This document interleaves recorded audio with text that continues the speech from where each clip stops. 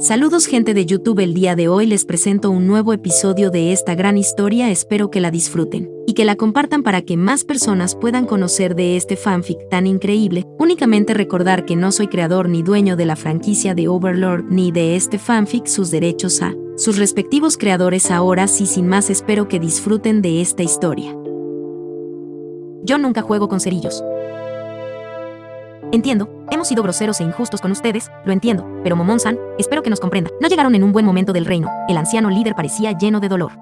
Nuestro héroe fue capturado, nuestra gente tiene miedo, y un enemigo desconocido acecha en la frontera. Entienda pues que nos hemos puesto nerviosos al saber que un grupo de personas poderosas vino a la ciudad de la maldita nada, capturaron a Man-Beast, y sé que esto le sonará raro, pero esa acción por sí misma ha sido peligrosa. Buena parte del bajo mundo se está movilizando en estos momentos para rescatarlo de su encarcelamiento, y los problemas que han causado solo con esa acción harán que corra sangre por el reino, dijo Lacus con dolor. ¿Capturar a un criminal hará daño a su nación? Vaya. Jaja. ¿Pero qué clase de país es ese?, dijo Tachme molesto. A estas alturas, Momonga ya no sabía si su amigo fingía o auténticamente estaba molesto, pero en cualquiera de los dos casos, Tachme estaba sobreactuando. En un país en guerra, dijo Gagaran. Es evidente que no lo sabe, pero la persona a la que capturaron es miembro de una organización llamada Seis Brazos, que a su vez es parte de una más grande conocida como los Ocho Dedos, una organización criminal que se ocupa del bajo mundo, del mercado de las drogas, la prostitución y muchas más cosas que no puedo ni nombrar sin vomitar, dijo Lacus. Entiendo, dijo Momonga. ¿Qué entiendes, guerrero oscuro?, preguntó Ivolai con evidente disgusto, pues le parecía insultante que ese extranjero creyera comprender el daño que estaban haciendo al reino sin saberlo. Su gobierno está infiltrado, los nobles están corruptos, y los criminales pueden campar a sus anchas porque los soldados están ocupados defendiendo las fronteras y los aventureros se niegan a participar en asuntos políticos. Al capturar a Man-Beast, lo que hicimos fue demostrar la debilidad del reino, dijo Momonga, y las mujeres y el líder del gremio lo vieron con total sorpresa. ¿Debilidad?, preguntó Yori, al no comprender por qué la captura de un criminal afectaría de manera negativa a una nación. También hablo porque parecería rara que ninguna de ellas lo hubiese hecho pese a la situación. Pero la respuesta a esa incógnita era una lección que la historia había dado. Pues muchas veces se vio qué es lo que pasa cuando se captura a alguien respaldado por un enorme poder que supera al de los captores. Ese criminal será liberado pronto, ya sea por un ataque directo o por la corrupción del reino. Ese sujeto volverá a las calles y todos en el reino quedará como un montón de estúpidos, así que también por eso dudaban de que fuéramos extranjeros. Dado que la acción solo haría quedar mal a las personas del reino, un extranjero ganaría fama por su hazaña mientras debilita a la moral de las personas que veían que su gobierno era incapaz de mantenerlos protegidos de amenazas externas como lo son aquellos conquistadores de ese pueblo fronterizo, o internas como lo son los Ocho Dedos. Ante las palabras de Tachme, el anciano líder del gremio se dejó caer sobre su silla y asintió. Precisamente, Tachi-san, por eso necesitábamos saber si ustedes eran de fiar. En el panorama actual bien pudieron ser emisarios enviados por los enemigos de la frontera, o cómplices de los Ocho Dedos que buscan tomar el control del reino aprovechando la confusión por la captura de Gasser. Tachme vio disminuida su furia. Ya había sospechado que algo así podía estar sucediendo en este lugar, pero al ver el sufrimiento que reflejaba el rostro del anciano, lo hizo comprender que tanto estaba afectando esto a sus ciudadanos, y le causó lástima. Realmente, tenían que apresurar su plan. Vaya que están jodidos, comentó Olbert sin emoción, pero sus palabras hicieron enfurecer a las aventureras y entristecer al anciano líder. Aren, gritó Momonga para reprender a su compañera. Lamento eso, dijo. No. Está bien, no se equivoca, la situación solo puede definirse así, con los Ocho Dedos adquiriendo tanto poder, con el imperio y ahora esos enemigos en ese pequeño pueblo, la situación solo puede ser definida así. Estamos jodidos, dijo Lacus con una sonrisa que demostraba que pese a eso, no perdía la esperanza en que todo saldría bien. Esa sonrisa ante la adversidad le trajo a la mente a Olbert a un personaje que le agradaba. Ja. Niña, si tantos problemas tienen, ¿por qué no simplemente van a capturar a todos esos desgraciados? O mejor aún, mátenlos y dejen buscarse problemas. Si nosotros pudimos capturar a uno, seguramente su equipo podrá matar al resto, dijo Olbert. No es tan fácil, replicó Lacus con rapidez. No tenemos los números. Si tuviéramos los números para atacar a esos malditos al mismo tiempo, hace mucho que lo hubiéramos hecho, dijo Lacus molesta. Entonces solo contraten aventureros para que las ayuden. Seguramente con todo lo que han ganado como aventureras les sería fácil reunir el dinero. Olbert se llenó de confianza en su hablar, y le agradaba ver a esa joven de rostro puro torcerse por el dolor y la impotencia. No es tan fácil, gritó casi destrozada Lacus mientras recordaba los efectos de las drogas sobre las personas. Mientras recordaba el llanto de los padres quienes le suplicaban a la aventurera que rescatase a sus hijas. Lacus gritó, pero algo le decía a Olbert que la chica no le gritaba a él sino a su propia impotencia. El gremio de aventureros no se mete en asuntos internos del reino, dijo Lacus con enojo pese a que ellas lo hacían en secreto. Y la verdad era que no entendía por qué los demás no lo hacían.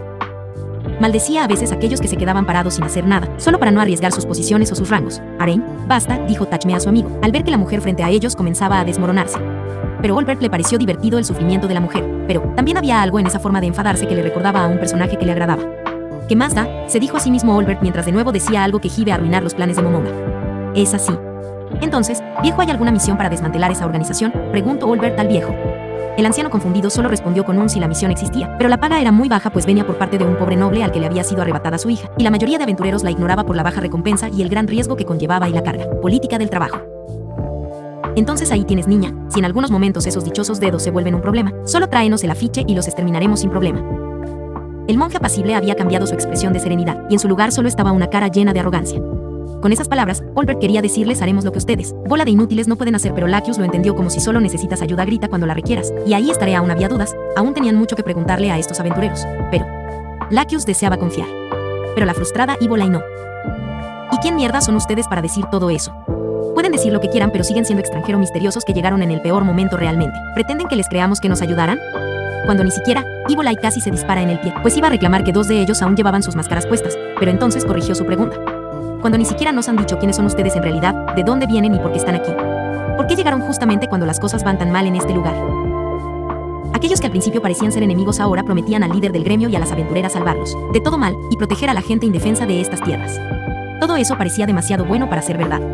Evilai, que había pasado buena parte de su vida esperando a que alguien la salvara, no podía creer tan fácilmente que esos héroes llegaran en un momento tan crucial. Debía ser un engaño, debía ser una trama.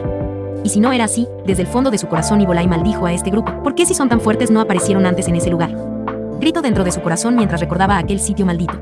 El odio dentro de su corazón era irracional. Seguramente esta gente no había nacido cuando Evilai pasó por todo aquello, pero el ver que le dieron esperanzas a Laccius, una esperanza que podía estar tan vacía como la que ella tuvo en aquellos oscuros días, le dolió.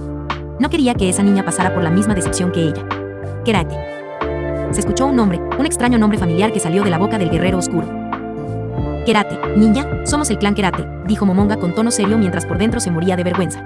Kerate era el apellido de un personaje de anime, un anime muy antiguo que se había vuelto una joya y obra maestra que perduró hasta los tiempos de Momonga, y era una de las obras favoritas de Tachme, por lo que decidieron usar ese nombre y parte de la historia como tapadera. Momonga se dio vuelta y su poderosa figura encaró a las aventureras.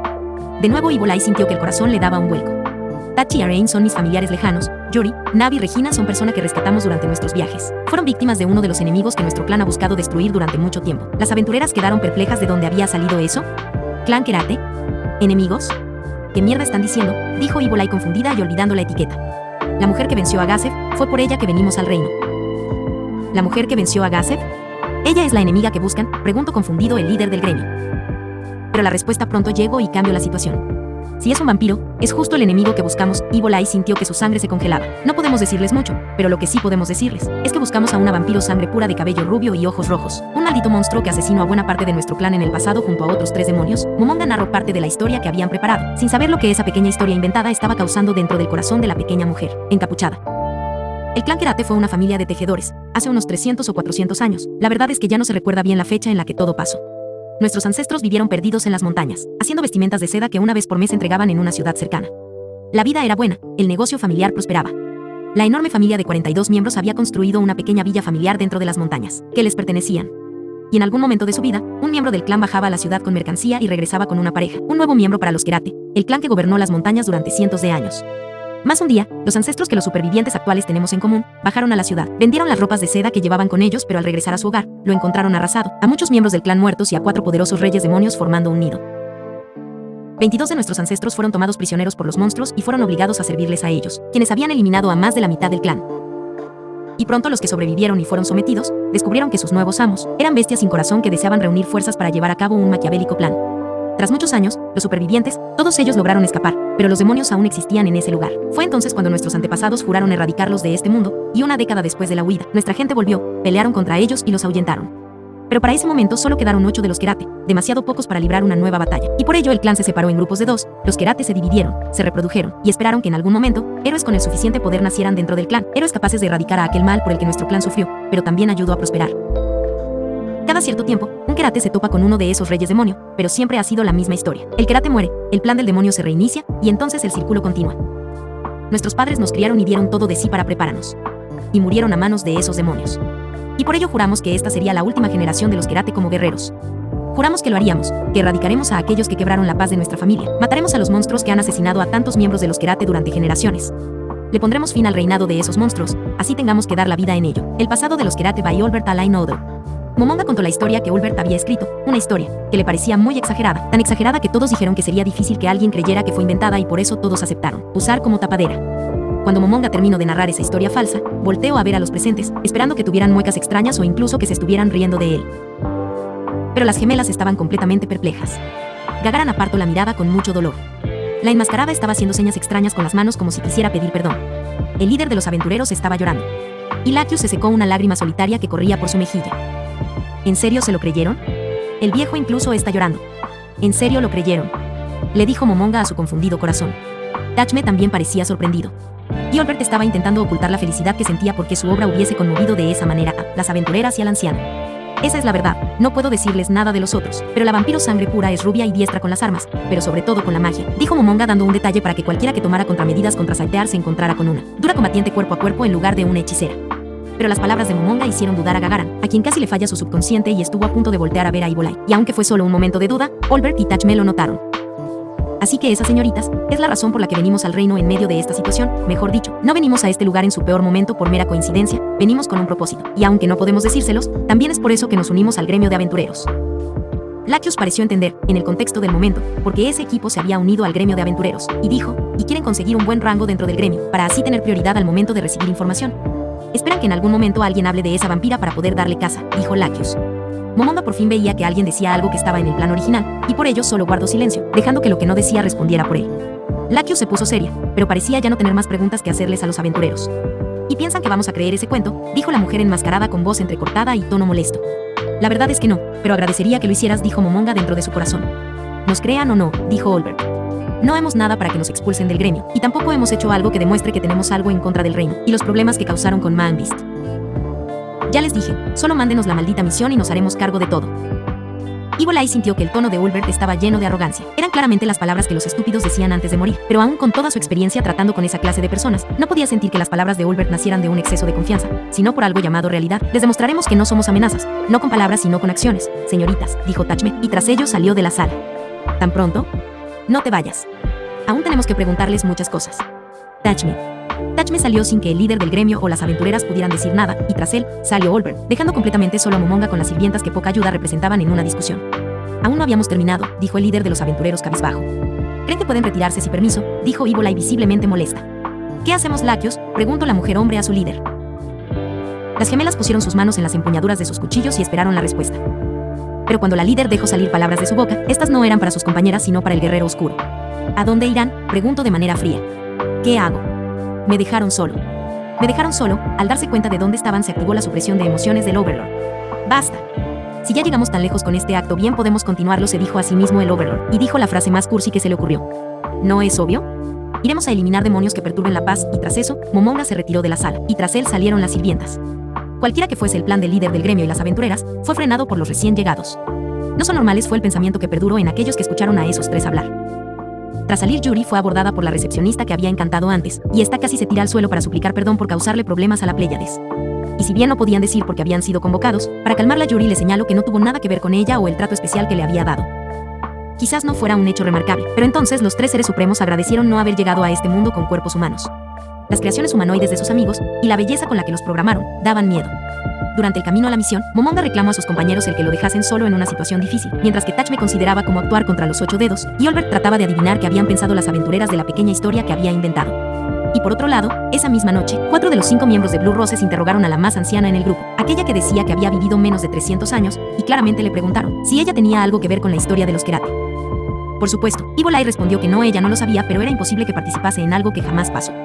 Y aunque sus amigas no sabían eso último, confiaron en su compañera, pues ella ya se había ganado eso a lo largo de los años.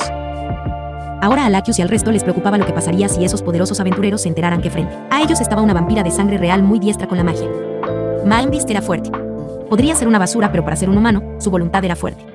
Neurotis tenía que reconocérselo a ese humano. Sus anteriores víctimas habían soltado todo en menos de 7 horas, pero este humano había durado ya un día entero. Lamentablemente, por más impresionante que fuera, Neurotis no iba a permitir que esa resistencia entorpeciera su trabajo, y tras ponerse seria, Neurotis logró sacar la información que incluso el propio Manbeast había llegado a olvidar. Y entre la información que dio, se encontraba el nombre de un hombre. Era el nombre de un espadachín al que Manbeast quería enfrentar, pero al que lamentablemente no podía buscar porque tenía un cierto trato con los 8 dedos. Neurotis preguntó por un nombre que había sido dado a los guardianes por ese famoso capitán que estaba viviendo en el Coliseo de los Hermanos Elfos. Y Manbeast, con la uretra dilatada, ya sin dedos, ojos, nariz ni testículos, dijo: Brain, el camino real, tiene una banda, secuestra mujeres, nos las vende, fueron las palabras que salieron de su boca, palabras que hicieron a Neurotis parar su tortura, pues el nombre de aquel humano que necesitaban para los planes de su amo, por fin podría ser localizado. Con la última pizca de cordura, Manbeast dio gracias a los 6 dioses porque al fin se hubiese puesto fin a su tortura. sin ser consciente de que una vez se quedara sin información, su última morada sería la guarida de Kubuko, el guardián insecto de un área concreta en el segundo piso, donde por órdenes de Tachme, Malmbeast sentiría millones de diminutas patas recorriendo su interior, durante días, durante semanas, durante meses, durante años si era necesario. La tortura de Malmbeast no se detendría hasta que su yo se pudriera y se perdiera irremediablemente por los horrores, que ahí viviría.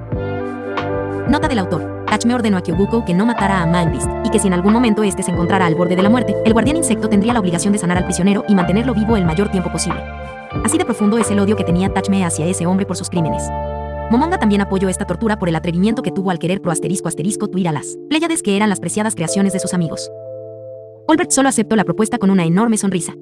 A Albedo le quedó un amargo sabor en la boca tras hablar con Neurotis. No le agradaba para nada la encargada de las torturas, más que nada por su deseo de meterse en la misma cama que Momonga.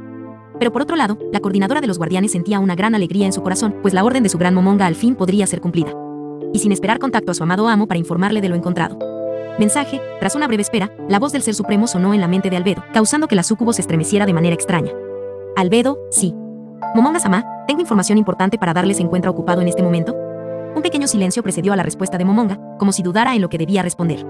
Sí, yo. El tono de su amo parecía extraño, poco natural para el Overlord, y Albedo se preocupó. ¿Sucedió algo, Momonga-sama? No, no es nada, solo que nuestra primera aventura no fue lo que esperábamos, respondió Momonga. Decepcionante, susurro. Los seres supremos estaban emocionados por enfrentar a un monstruo de este mundo, y dado que todos estaban usando las clases con sus peores estadísticas, esperaban que cualquier enemigo fuera un reto. Pero cuando enfrentaron al topo gigante, Olbert lo derrotó de un solo golpe, y aunque la población los estaba aclamando como salvadores, los seres supremos no podían sentir que realmente hubiesen hecho algo. No lo entiendo bien. Pero si han ofendido a los seres supremos, iremos de inmediato a exterminar ese pueblo. La voz de Albedo tenía un toque de alegría. Era como si le dijera a su amo: puede confiar en mí. No será necesario, respondió el Overlord, un poco asustado de los fanáticos que eran sus súbditos, pues las propias sirvientas que llevaba con él habían sugerido lo mismo al creer que su decepción venía porque los pobladores no los alababan lo suficiente. Pero bien, ¿por qué me llamaste, Albedo? Te dije que lo hicieras, al menos que fuera algo. Es importante, muy importante, Momonga-sama. Encontramos algunas pistas sobre ese humano llamado Brain. En la mente de Momonga apareció el nombre del maestro perfecto para Henry. Maravilloso, ¿quién dio la información? ¿Dónde está esa persona? Momonga estaba ansioso por ver cómo Henry crecía con un maestro apropiado. Ciertamente le había comenzado a tomar mucho interés a su plan personal, pues en Yggdrasil nunca había hecho eso de adoptar un novato. Lo lamento, no sabemos su paradero aún, pero fue Neurotis la que consiguió la información del humano que enviaron, Momonga-sama. ¿Y qué fue lo que dijo? ¿Cómo es que sabía de él?, preguntó Momonga, un poco desconfiado de la información, aunque después reconsideró y se dio cuenta que los guardianes no le darían información sin antes haberla confirmado, que tuviera al menos un poco de veracidad. Pues, aparentemente el humano Brian se encuentra en algún punto del camino real del reino, y trabaja junto con una banda de criminales. En cuanto a su relación, parece que la banda del humano vende a mujeres humanas como esclavas a esos 8 dedos. Momonga sintió que su inexistente respiración se cortó. Volteó hacia Tachme y con preocupación pensó qué pasaría si se enterara. Si ese Brain era un criminal del mismo tipo que Malmbeast, terminaría muerto antes de obtener de él sus artes marciales, y su plan con Henry se vería seriamente retrasado, por lo que al menos por una vez, pensó en omitir esa parte del informe hasta que llegasen a Nazarik. Después de todo, ¿de qué le servía alterar de nuevo a Tachme? Conociéndolo, movilizaría poderosas fuerzas de búsqueda y ese movimiento imprudente los expondría demasiado. No estaba bien, pero era mejor que seguir poniéndose ellos solos en peligro, tal como lo hicieron con la toma del pueblo carne y la captura de Malmbeast. Bien, entonces infórmale a los demás guardianes lo que me acabas de decir, pero omite que el humano vende esclavos. Tras eso pon un cebo para encontrarlo. Si realmente se dedica a vender mujeres, no podrá resistirse a una sirvienta homúnculo. ¿Una sirvienta?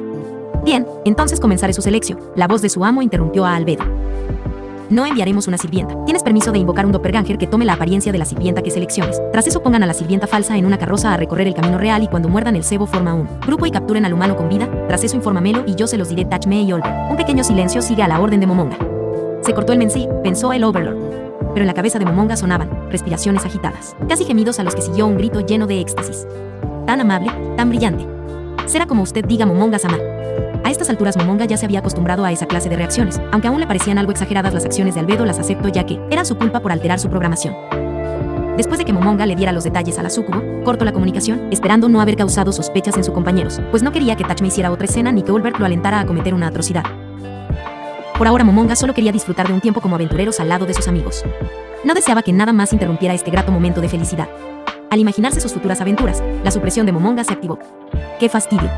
Tras colgar la llamada, Albedo debió informar a los demás guardianes inmediatamente y comenzar el plan, pero antes de eso, llevó a cabo una acción que creía era aún más vital. Mensaje. Tras esperar unos momentos, una voz alegre respondió desde el otro lado. ¿Albedo-san? Fraulein.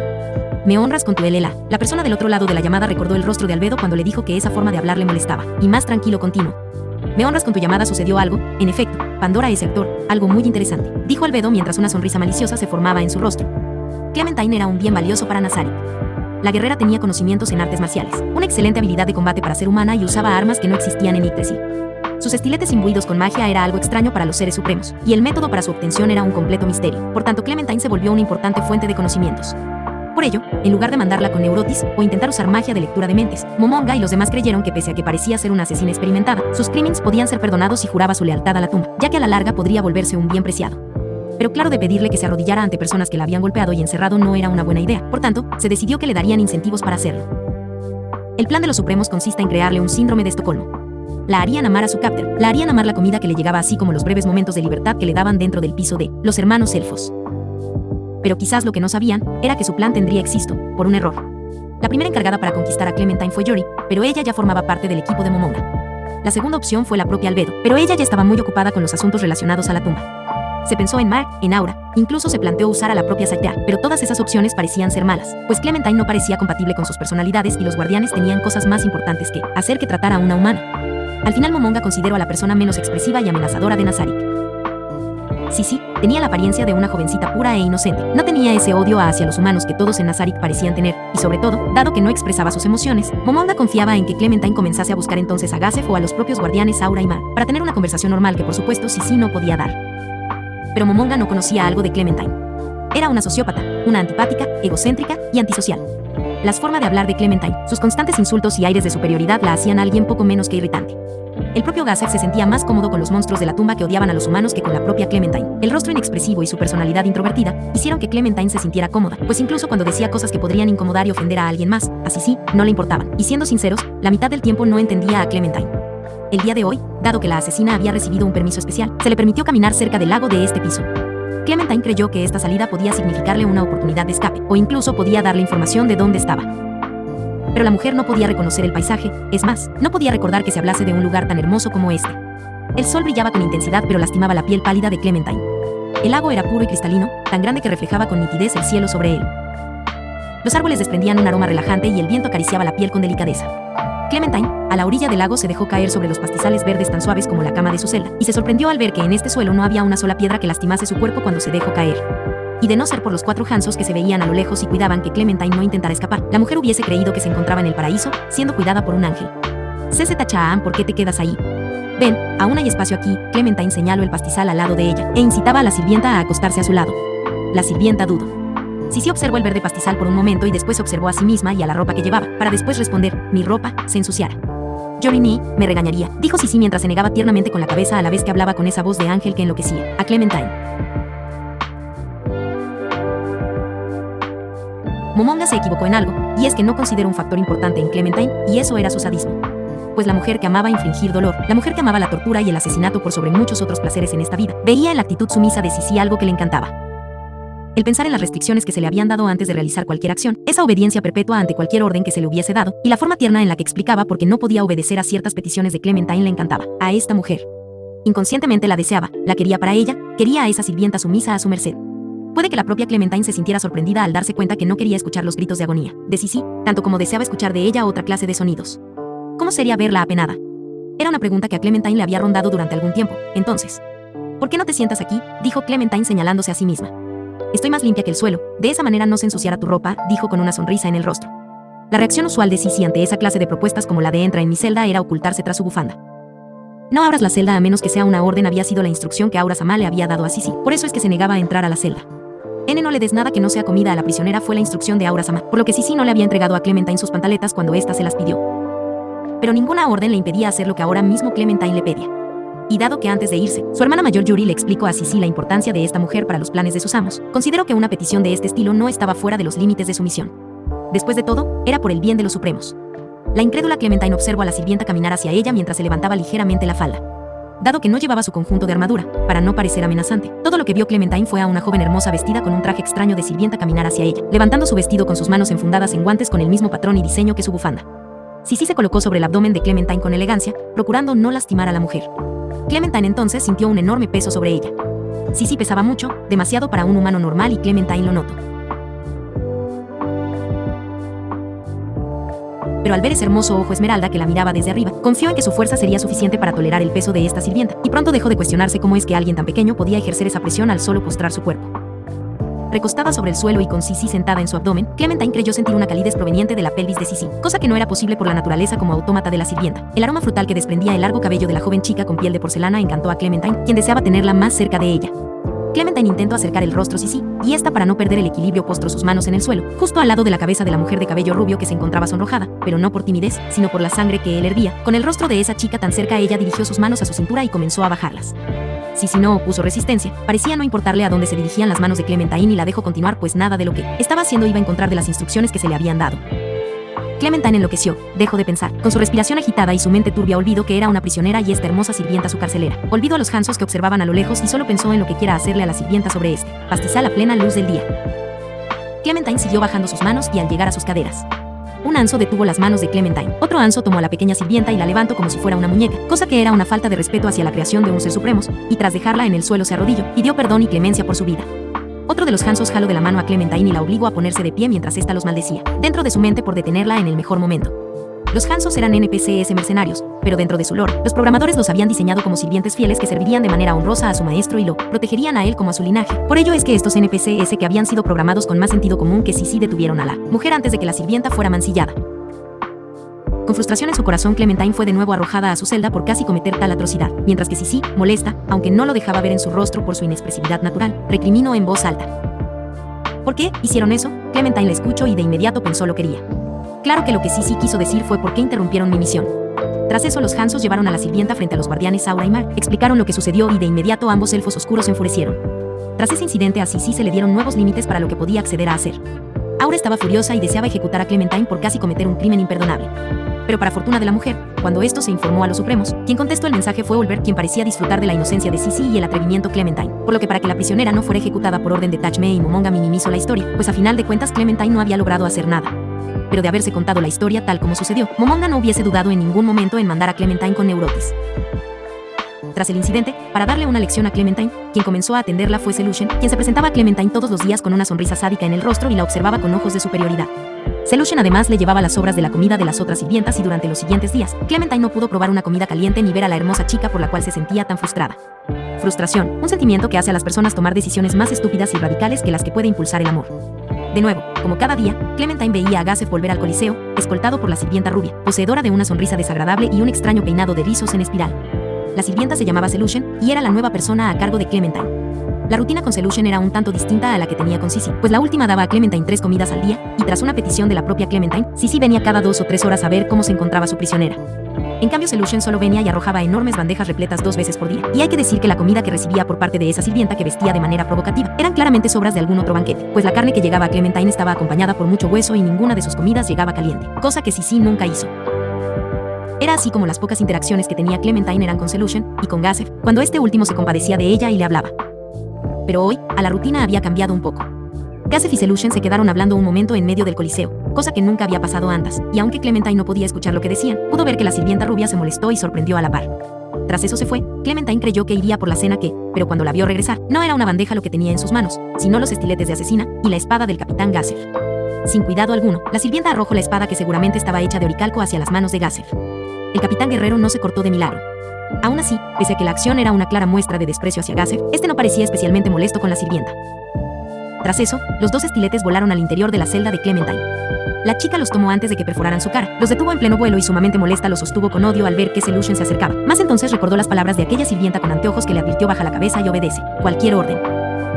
Clementine no temía a la sirvienta que la había atacado, no temía a los ninjas que la habían derrotado, pero desde el fondo de su corazón sabía que si lastimaba a esta desagradable mujer, posiblemente jamás podría salir viva de esta situación, jamás podría obtener la armadura que usaba aquella chica que atacó en el pueblo, jamás podría vengarse de la escritura negra y nunca sería capaz de matar a esa sucia mestiza.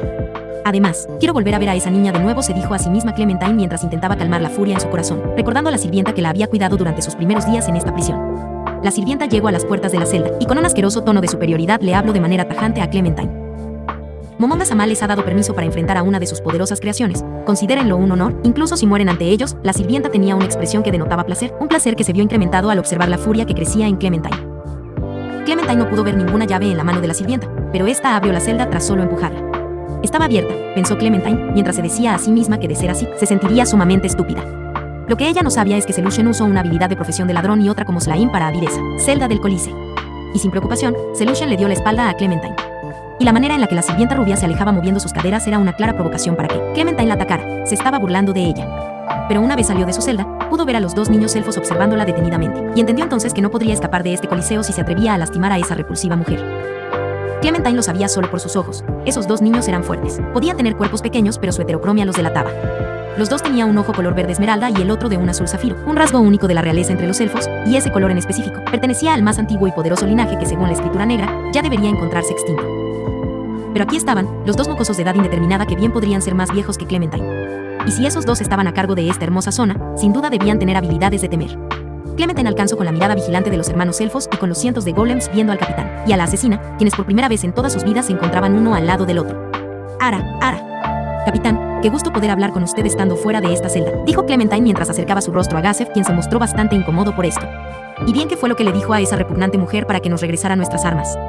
Gazef miró con precaución a Clementine, a la cual ya había registrado dentro de su mente como una persona peligrosa, pues esa forma de caminar y hablar que tenía era algo que solo una persona con poder podía tener. En específico, eran solo algo que una persona que abusaba de su poder podía tener. Si no quieres perder la lengua, es mejor que cuides tus palabras, Clementine Dono, habló Gazef sin una pizca de emoción en su voz, pero aún así usó un honorífico para referirse a Clementine, señalando así que no la respetaba como persona, pero gracias a lo que Henry le había contado, sí la respetaba como guerrera. ¿Es eso una amenaza, capitán?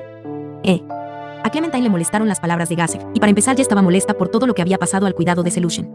Y sin quererlo descargó parte de su furia con el capitán, quien soñantemente le respondió. Es una advertencia. Gazef observó a Selushen ir por un corredor del coliseo, y aprovechando que la sirvienta estaba lejos, Gazef reveló información importante a Clementine. Escucha con atención. Si los ninjas que nos vigilan te escuchan hablando de esa manera, o piensan que intentas lastimar a Solution-san, te arrancarán la cabeza. Por lo que he podido descubrir, las sirvientas son personas de gran importancia en este lugar, y por encima de ellas solo están las personas como Demiurge-sama, Mare-sama y Aura-sama. Pese a creer que nadie lo escuchaba, Gazef hizo caso a la advertencia que Yuri le había dado antes de irse, la cual muchos aquí consideran un insulto que use ese honorífico dono para referirse a los gemelos. Por eso le pido que al menos mientras estoy fuera los trate como si se tratara de nobles. De otra manera, mis hermanas menores podrían presentarle un problema. Las sirvientas no parecían enemigos tan temibles como los dos niños elfos o ese hombre sapo que lo había visitado hace unos días, pero aun si no fueran peligrosas tenían el favor de los gobernantes de este lugar, Ainz y sus compañeros, los cuales seguían siendo a día de hoy una amenaza para el reino. Por ello Gazef, al menos por el momento, aceptó agachar la cabeza y aceptar las órdenes y sugerencias que se le eran dadas. ¿Importantes?, preguntó Clementine incrédula, quien no podía creer que alguien de la servidumbre pudiera tener tal valor a ojos de sus amos. Ella podía entender que esos elfos oscuros descendientes de la realeza recibieran trato especial, pero no podía pensar lo mismo de aquella mujer rubia de cuerpo exuberante que a la que solo podía imaginar como criada de cama, que sirve a sus amos durante la noche. Por supuesto, sí estaba en otra categoría para Clementine. Está bien, Clementine aceptó la advertencia de Gazef, ya que después de todo, su fama en general indicaba que era una persona tendente a proteger a otros, por lo que era difícil imaginar que le dijera esto solo para molestarla. Gracias. En cuanto a por qué nos dieron nuestras armas, hay algo que quiero probar, y parece ser que Ainz-sama también quiere comprobar algo conmigo. Un sonido metálico vino desde el interior del túnel del Coliseo. Gazef y Clementine miraron dentro de esas tinieblas desde la cual salía Selushen, pero el sonido seguía escuchándose y claramente no era por las pisadas de la sirvienta. Los dos guerreros, quienes se consideraba, estaban en el territorio de los héroes. Sintieron su corazón detenerse al observar a criaturas de pesadilla salir desde la oscuridad del túnel. No muertos, gritó Clementine al ver a dos esqueletos salir del interior del túnel. Pero la sorpresa de la mujer no venía del tipo de criatura, sino del aura oscura que estos emanaban, así como el equipo que llevaban encima, el cual no parecía pertenecer a criaturas de pesadilla. Era más como si... Parecía como si esos dos esqueletos fuesen los restos de dos legendarios héroes, que aún conservaban las armas y armaduras con las que se hicieron leyenda. Momonga-sama ha tenido la amabilidad de prestarle a estos dos poderosos guerreros para su entrenamiento. Gazef-san. La sonrisa de Selushen se hizo amplia y a cada momento que la veían, ambos humanos notaron cierto aire inhumano viniendo de ella. Así que, capitán, Clementine, den un espectáculo a sus anfitriones que sea digno de recordar. Desde sus asientos en la saliente del palco VIP, Mar y Aura observaban a los dos guerreros humanos con una amplia sonrisa y ojos llenos de compasión. Pues, estaban seguros que aquellos humanos que habían pisado el terreno de los héroes no tenían una sola oportunidad de ganar. Explicación del autor para que no lo maten en los comentarios a él. Adora ver que se matan entre ustedes, pero últimamente no tiene tiempo para defenderse cuando ustedes lo quieren. Matar a él. Los guardias maestros de Nazarick son los esqueletos de armadura dorada según la información que encontré, y vaya que busqué bastante. Estos están por encima de los antiguos guardianes, quienes a su vez son superiores a los viejos guardianes. Los viejos guardianes, es decir, los esqueletos de capuchas negras y armas mágicas que pelearon contra los trabajadores durante la invasión de la tumba, son más fuertes que un aventurero de Oricalco, pues le ganaron a un equipo que tenía miembros con esta fuerza.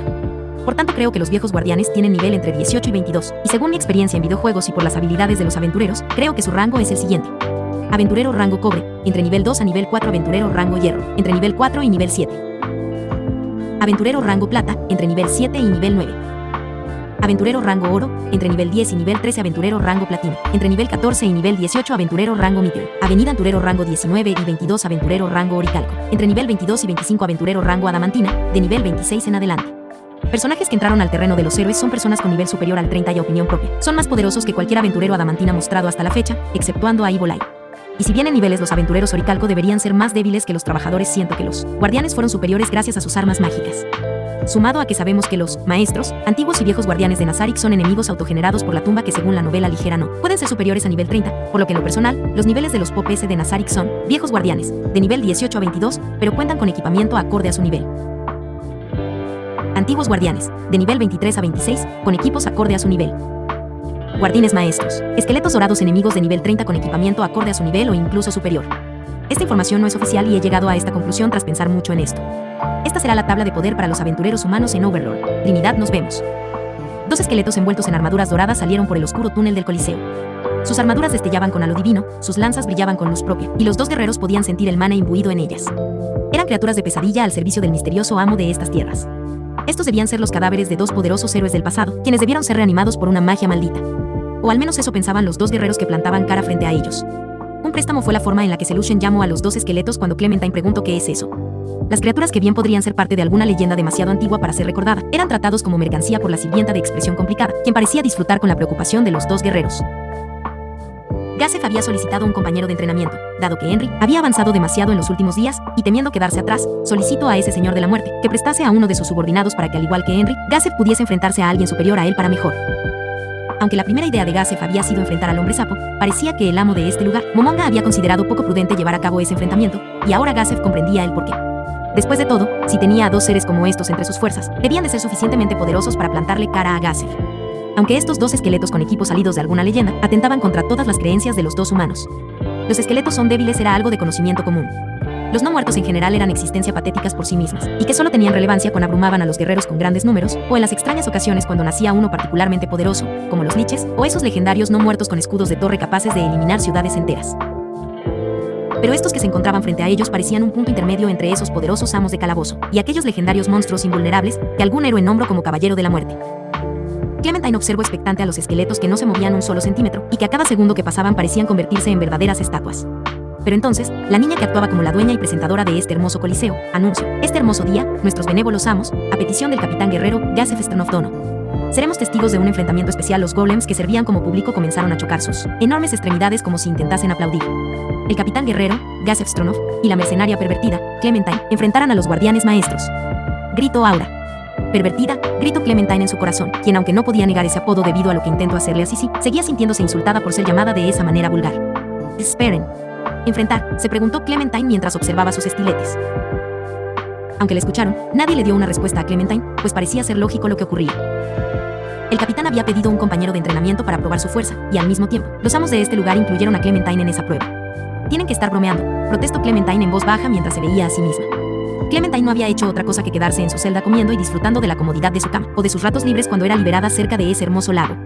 No había hecho más que observar a Sissy cuando ésta aún la atendía, y no había entrenado ni un día desde su captura. Si bien eso no significaba que fuera más débil, la realidad era que la había sacado de ritmo. En estos momentos, mentalmente no estaba lista para una pelea, y menos si era contra esos monstruos de pesadilla. Gazef sostuvo fuertemente su espada mientras veía con decisión a su oponente. Y aprovechando que Clementine estaba distraída, la elfa oscura gritó: comiencen. Cuando el sonido llegó a los esqueletos, estos sostuvieron sus armas entre sus manos, y las dirigieron a los corazones de los humanos frente a ellos, dejando que su odio por los vivos fluyera, ahora que se los habían permitido sus amos. Gazef intentó bloquear la lanza, pero al sentir que su espada de material claramente inferior no toleraría el impacto, se lanzó hacia un lado y rodó para ganar algo de distancia. Clementine, por su parte, fue tomada con la guardia baja, y en el momento de confusión, mientras el no muerto ya tenía su lanza a pocos centímetros de Clementine, falló su golpe. La mujer hizo un esquive perfecto al apartar su cuerpo de la trayectoria de la lanza, y lo hizo con un sencillo paso. Gazef se reincorporó. Clementine veía como el esqueleto torpemente trataba de recobrar una posición defensiva, y ambos, aprovechando la aparente lentitud de sus enemigos esqueléticos que cargaban demasiado peso con sus cuerpos sin músculo, lanzaron un ataque, usando las infames artes marciales. Corte vertical. La espada de Gazef brilló con un resplandor naranja mientras dirigía su ataque a la lanza del esqueleto. Aceleración de flujo, golpe contundente. Los no muertos no tenían puntos vitales que Clementine pudiese alcanzar con sus estiletes, pero para su fortuna, conocía habilidades que podían convertir un arma punzante en una contundente, capaz de destrozar los huesos del extraño ser esquelético. Cuando la espada del capitán chocó contra la lanza dorada, el arma ya rota cayó al suelo. Cuando Clementine dirigió su estilete a la frente del solado esqueleto, el metal se destruyó al momento.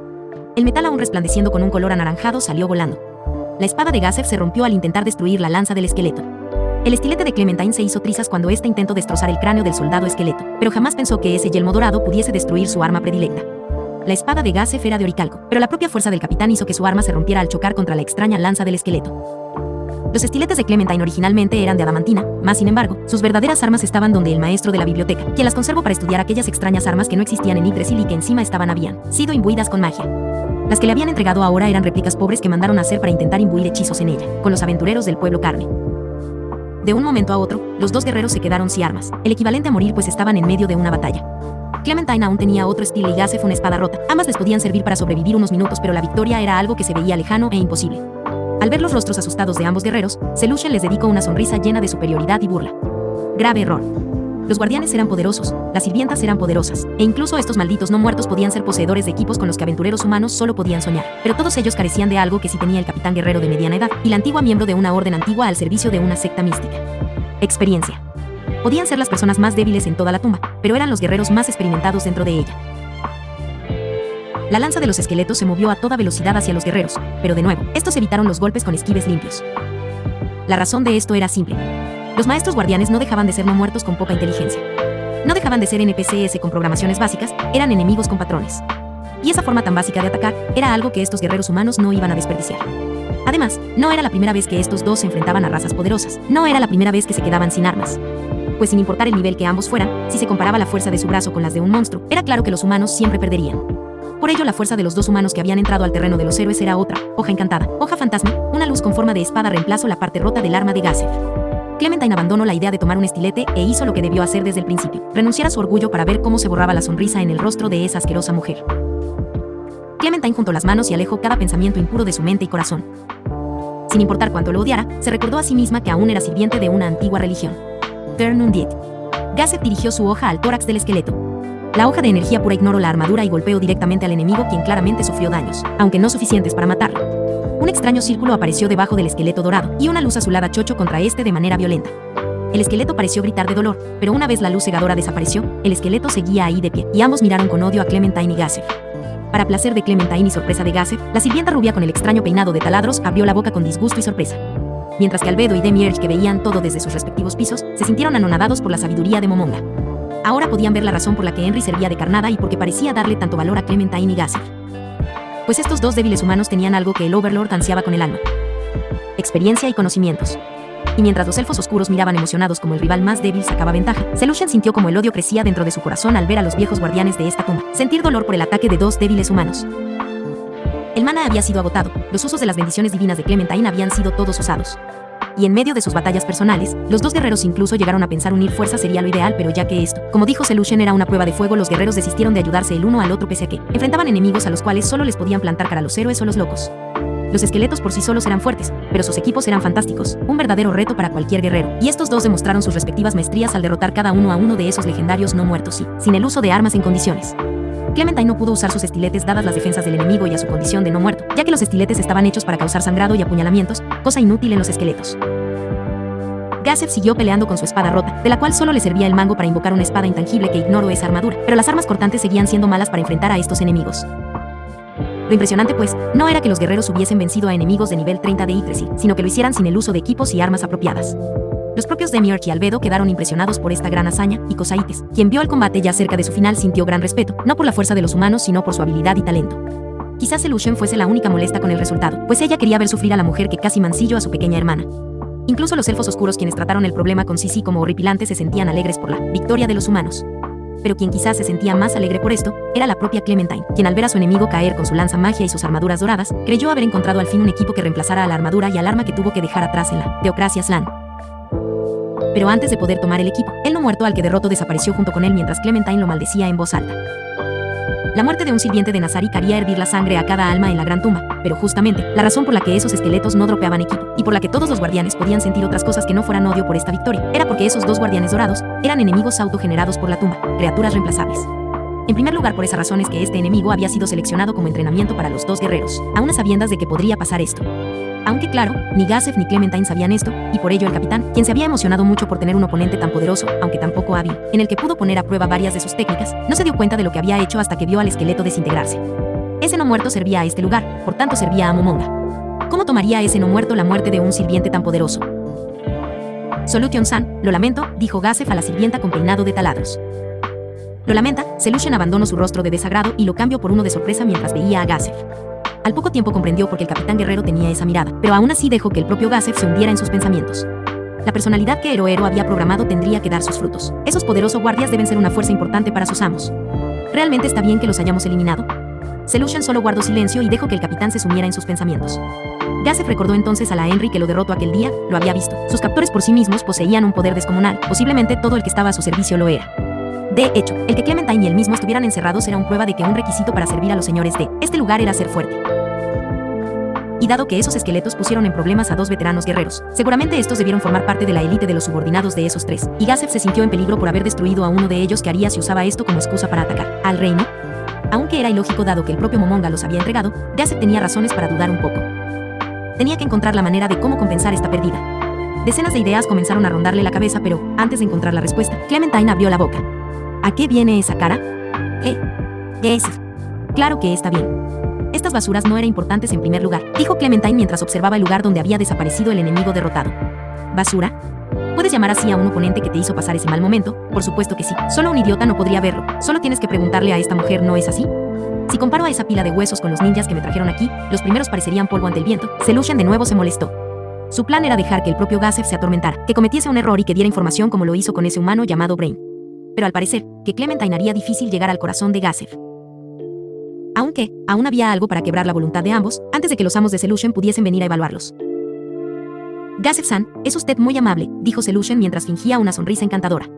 Pero no tiene de qué preocuparse, como dijo esta mujer, para nuestros amos, esos dos no eran algo que les molestaría perder. Solution aplaudió 2 veces, y tras ese sonido un estruendo se escuchó, proveniente del oscuro túnel desde donde comenzaron a salir. Imposible. Gazef soltó la empuñadura de su espada rota. Pero, ¿qué clase de locura es esta? Clementine, al ver lo que se materializaba de esa oscuridad, se planteó seriamente el intentar escapar. Pues qué humano podría mantenerse tranquilo a ver semejante poder antinatural.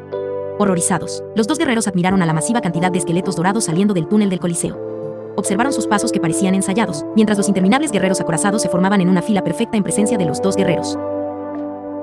Y por último, detrás de ellos, apareció una bestia con apariencia de insecto, una cosa asquerosa de color negro, con 2 enormes cuernos saliendo desde su cabeza. Era uno de los soldados de Cosaites, una criatura de nivel 80. Una criatura que expulsaba un aura de decadencia. Es la muerte quien gobierna estas tierras. Se preguntó Clementine, pues solo esa criatura tendría a su cargo tales soldados. ¿Quiénes eran los amos que gobernaban sobre estas criaturas? ¿Quién era el demonio que había abierto la caja de Pandora y liberado a este ejército de pesadilla? ¿Qué clase de dios podría haber creado semejante aberración? Y al ver la desesperación creciente en el rostro de los guerreros, la sonrisa de Solution volvió. Como ver, no hay nada de qué preocuparse, Gazef-san, incluso si lo desean. Nuestros amos nos permitieron entregarles esta unidad entera, así que si aún tienen deseos de pelear, no duden en tomar a cuantos ustedes quieran, y no se preocupen si los derrotan a todos. Aún tenemos un batallón en reserva, explicó Solution a los guerreros que no la escuchaban, aunque sus palabras eran mentira, pues estos eran todos los guerreros dorados que podía crear el sistema. ¿Pero cómo podían esos dos saber eso? ¿Un batallón?, gritaron dentro de sus corazones los dos guerreros quienes deseaban que Solution mintiera. Es imposible. Se repetían en sus corazones al recordar cada paso y tropiezo que habían dado en sus vidas. Fue lo que pensaron al recordar una palabra que no debería existir en su vocabulario. Pero sin importar cuánto lo pensaran, las metas de cada uno aparecían en todos los escenarios marcadas con esa misma etiqueta de imposible. Gazef quería salvar al reino. Clementine deseaba vivir en completa libertad. Qué tontos y lejanos parecían ahora ambos sueños. Los caminos reales eran en su mayoría seguros gracias a ciertas medidas impulsadas por la princesa del reino Restis, pero esto no era de la misma manera para aquellos manejados por los nobles. Aquellos caminos eran su mayoría carentes de iluminación o vigilancia, estaban poblados por bandidos, y corría el rumor que los propios nobles contrataban grupos para acosar a los comerciantes que generaban gran parte de sus riquezas a la capital. Recorrer este camino de noche y sin escoltas era lo equivalente a mostrar un saco lleno de monedas de oro en un barrio peligros y después quejarse de haber sido robado. Esta era una muestra más de la maldita decadencia humana. Por este peligroso camino, en medio de la oscuridad avanzaba una carroza lujosa con luces en el interior de ella y con un pobre diablo afuera conduciéndola. Dentro de la carroza se encontraba una dama de cabello rubio y piel clara. Tenía un cuerpo bien desarrollado y una figura envidiable que hacía contraste con su rostro aún inmaduro e inocente. Aquella mujer era la encarnación de la belleza. Esa mujer dentro de la carroza era Sixos, o mejor dicho, Doppler Sixos. La sirvienta Sixos, creada por los seres supremos, se encontraba dentro del 9º piso Nazarik, protegida de cualquier posible daño gracias a los guardianes que protegían los 8 pisos superiores de la tumba, y cuya única tarea y propósito en la vida era servir día y noche a los seres supremos que crearon aquel hogar para ella y sus compañeras. Por supuesto, Albedo jamás se atrevería a poner en peligro a una sirvienta que servía directamente en el 9º piso, por lo que fiel a la orden de su amo, después de elegir a Sixos por su belleza y apariencia dócil, invocó un doppelganger de nivel inferior para que copiase la apariencia de la débil sirvienta de nivel 1. Además de Sixous, dentro de la carroza se encontraban una súcubo de belleza extraordinaria y lasciva, llamada Albedo, además de un monigote blanco con 3 abismos negros como ojos y boca, quien respondía al nombre de Pandora, ese actor, quien era además una creación del mismísimo amo de la muerte, Momonga. Gracias a un permiso especial, ambos guardianes salieron juntos en compañía de la sirvienta Flasa para buscar a aquel hombre que necesitaban para el entrenamiento de aquella chica, que era un proyecto personal de Momonga. Y aunque estos dos parecían algo exagerado para la captura de un simple humano, eran apropiados pues también podrían obtener bastantes sujetos de prueba cuando capturaran a esa banda de secuestradores y asesinos. De hecho, la razón por la que Momonga les permitió a estos dos partir juntos lejos de la tumba fue principalmente por la capacidad de adaptación de ambos, ya que todos los demás guardianes estaban ultra especializados y ninguno era particularmente bueno con la captura de objetivos, siendo ahora la única que podía realizar esa clase de misiones, pero que quedó descartada pues tenía mucho trabajo por sus dos prisioneros, quienes comenzaron una suerte de entrenamiento tras su enfrentamiento con dos guardianes maestros. La otra razón por la que Momonga permitió a Pandora, ese actor, y Albedo salir juntos a una misión fue porque estos dos parecían entenderse, o al menos así lo veía Momonga, quien decidió tomarse esta libertad como un lindo gesto para su creación, ya que no quería que este tuviera celos al ver cómo Olbert y Tachme trataban a las propias. Aunque claro, dos guardianes tan esenciales para el funcionamiento de la tumba no podían estar lejos mucho tiempo, y era de hecho esa la razón por la que esta misión se estaba llevando a cabo de manera rápida. Aunque el plan original era viajar por algunas ciudades para llamar atención de esos bandidos, la idea quedó descartada, pues por la información que dio ese humano Malmbeast antes de ser enviado a la guarida de ese repugnante guardián de área del segundo piso, los bandidos atacaban a cualquier carroza que pasase por el camino en el que viajaban, por lo que no debía tomar más de una hora encontrar a ese grupo, y ese era una cantidad de tiempo aceptable para que ambos NPCs de nivel 100 se ausentara. Y dentro de la carroza, que no permitía que el sonido escapara al exterior, el monigote que llevaba vestimentas neonazis encima, como si un niño pequeño se dirigiese a su madre, Pandora, ese actor, preguntó. «¿Lo hice bien, Albedo-san?», dijo Pandora, ese actor, a la súcubo, refiriéndose a lo sucedido hace un rato, donde tomo la apariencia de Sebas y la uso para rentar este pobre carruaje. «Sorprendentemente lo hiciste bien», pensó Albedo, quien no confiaba del todo en Pandora, ese actor, para misiones como estas, pues su personalidad tan inestable era una buena forma para que los descubrieran, pero una vez se transformó en el mayordomo creación de aquel poderoso ser supremo, su comportamiento cambió por completo, hasta tal punto que Albedo sintió que aquel era el verdadero Sebas. «Lo hiciste muy bien, Pandora, ese actor. Ese maldito humano no pudo notar en absoluto que estabas transformado», dijo refiriéndose al hombre que ahora conducía el carruaje. «¿Escuchaste eso, Dr. Sixous?». «Lo hice bien, Pandora», ese actor, dirigió sus palabras la criatura de su misma especie. La Dr. Sixous, que había copiado la personalidad de la sirvienta, respondió de la misma manera amable y dulce que lo habría hecho ella. «Fue impresionante, Pandora, ese sama. Siendo sincera, me conmueve que pueda copiar incluso a sus compañeros guardianes, pero me hace sentir envidia por esa relación entre ustedes. Digo, parece que todos ustedes comparten un lazo especial», dijo Dr. Sixous con mucha alegría. Pandora, ese actor, no tenía reacciones fisiológicas, por lo que sus mejillas sonrojadas debían ser algo que hizo conscientemente al alterar su cuerpo. Un gesto que Albedo vio con cierto sentimiento de asco. Aunque siendo sinceros, la personalidad hiperactiva y a la vez súper responsable de Pandora, ese actor, no lo hacía compatible con casi ningún otro guardián, por lo que era entendible que la propia Albedo se sintiera algo incómoda al verlo actuar de esa manera, sobre todo cuando consideraba que esa cosa era la única creación del ser supremo que amaba. Y quizás algo que le desagradaba y aumentaba su molestia por Pandora, ese actor, era saber que al casarse con Momonga, este doppelganger de nivel 100 se volvería su hijo, y no quería ver jamás la escena en la que ella era llamada mamá por una criatura como lo era esta. Aunque admiraba su determinación, poder, adaptabilidad y conocimientos generales, así como su incuestionable lealtad a Momonga, seguía habiendo algo dentro del guardián de la tesorería que simplemente no soportaba. Nota del autor. Hasta aquí la dejo, me muero de sueño. Espero les guste, nos vemos mañana. Yo nunca juego con... Escondidos en la penumbra, dos hombres ya entrados en la Edad Media veían una pequeña luz a lo lejos. Era una carroza, y no cualquiera. La carroza pertenecía a uno de sus cómplices, un pobre diablo con problemas con la bebida y las apuestas, pero bastante bueno para conseguir presas. Al acercarse al punto donde regularmente los miembros de la Brigada de Difusión de la Fuerte, nota del autor, yo no les puse ese nombre feo, según así se llamaban, se colocaban para montar guardia. El conductor de la carroza cubrió la lámpara de aceite 5 veces. Cubrir la lámpara era una señal que daba información a los miembros de la brigada. Apagar la lámpara significaba una trampa, soldados o aventureros, por lo que bajo ningún concepto debían atacar. Hacerlo una vez significaba noble con mucha seguridad. Sin importar lo que llevaran, no valía la pena. 2 veces era viajero, pobre o noble con seguridad. Dependiendo del ánimo del grupo podían atacar o no. 3 veces, objetos valiosos. Un objetivo que no requería muchos hombres. 4 veces, objetos valiosos y /diagonal o mujeres. Se pedía un buen grupo pues 4 veces significaba cierto peligro. Y una de las más peligrosas, pero que más ansiaban los miembros de la banda. 5 veces, mujer hermosa. Un botín que la banda podría disfrutar antes de vender, algo de gran valor, aunque generalmente esta clase de mujeres tenían protección, por lo que se debía convocar a un gran número. Los dos vigías se retiraron al campamento e informaron a todos los miembros disponibles que fueran al punto de encuentro. Al interior de la carroza, aquella mujer de cabello negro azabache, poseedora de una belleza incomparable, que llevaba puesto un vestido de un blanco inmaculado, y era adornada con amuletos hechos de oro, podía sentir con repugnancia el lascivo deseo de los hombres muy cerca de ella. Era algo que jamás había experimentado en su vida, una de las habilidades raciales que la súcubo poseía, y le causó repugnancia total.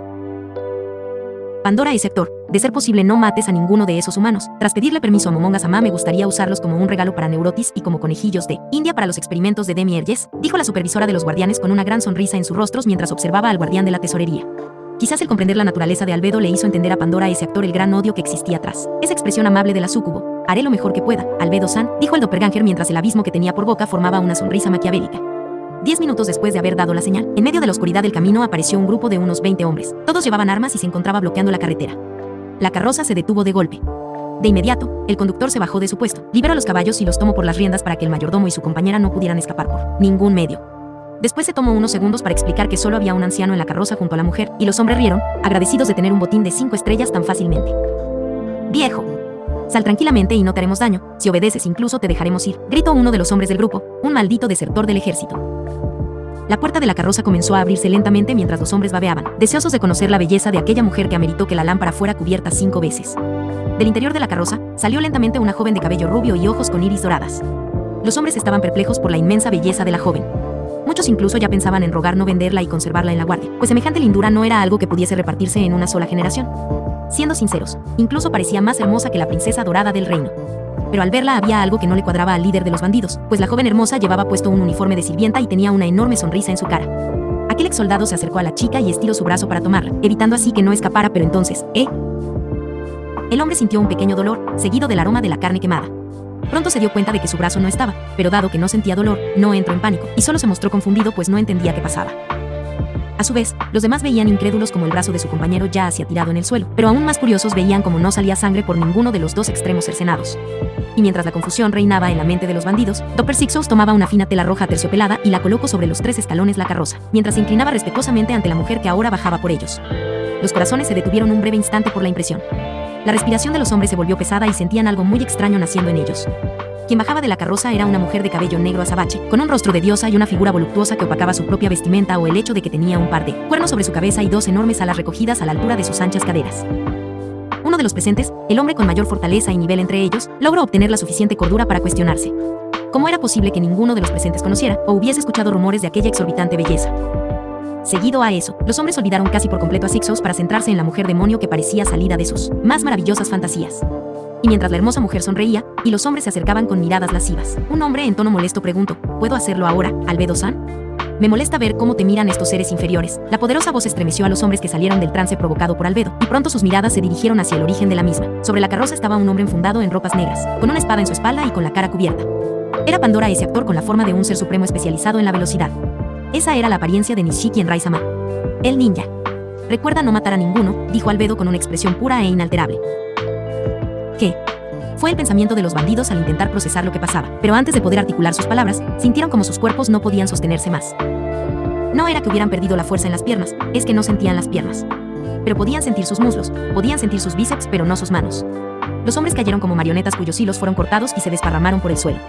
Uno de ellos, desde su posición, pudo ver cómo las extremidades de todos, manos y pies, estaban en el suelo separados de sus dueños.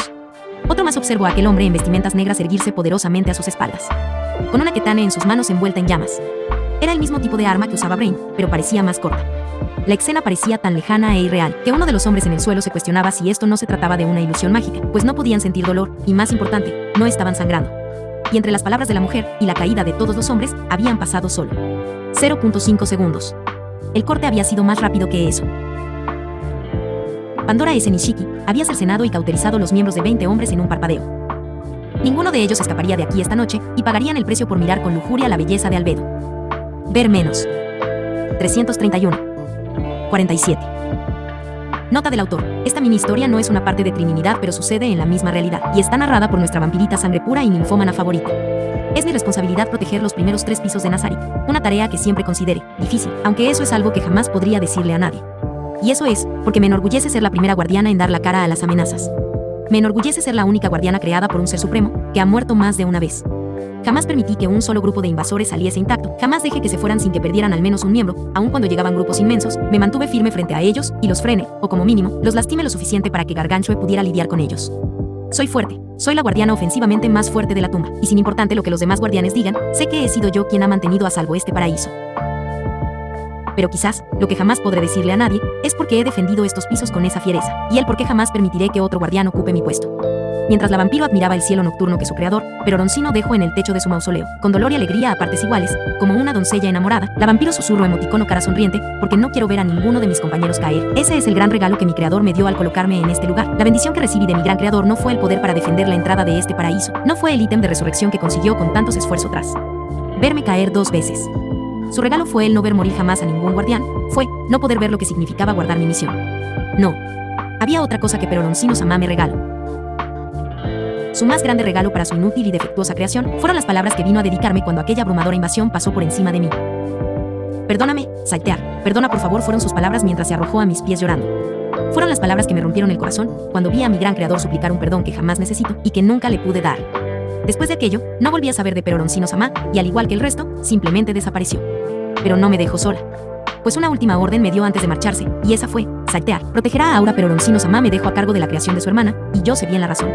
Peroroncino Sama ofreció a su propia hija para proteger a los demás, porque tenía un gran corazón. Los demás seres supremos podían llamarlo raro a veces, pero cada uno de ellos conocía la amabilidad de mi creador. Un rasgo que, inevitablemente, influyó en mi creación. Por ello soy yo quien vela por el sueño de los demás, soy yo quien enfrenta las amenazas para que los demás puedan vivir en paz. Porque no volveré a permitir que ningún otro invasor vuelva a pisar ese lugar, donde esa niña vive en paz. Mal podrá ser su hermano de sangre, pero desde el fondo de mi corazón sé que soy y siempre seré la única familia que siempre tendrá a esa niña.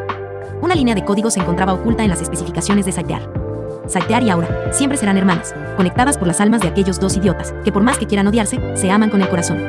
Nota para quien lea esto, no tienen nada que ver con relaciones prohibidas. Enfermos fue el último cambio que Peroroncino hizo a su creación antes de abandonar el juego. Con esto acaba el fanfic de hoy, espero que les guste a todos los que hayan visto este nuevo fanfic, nos veremos la próxima vez que suba capítulo, les deseo buenos días, tardes o noches y si te gustó o lo disfrutaste compártelo, para que más personas puedan ver este gran fanfic.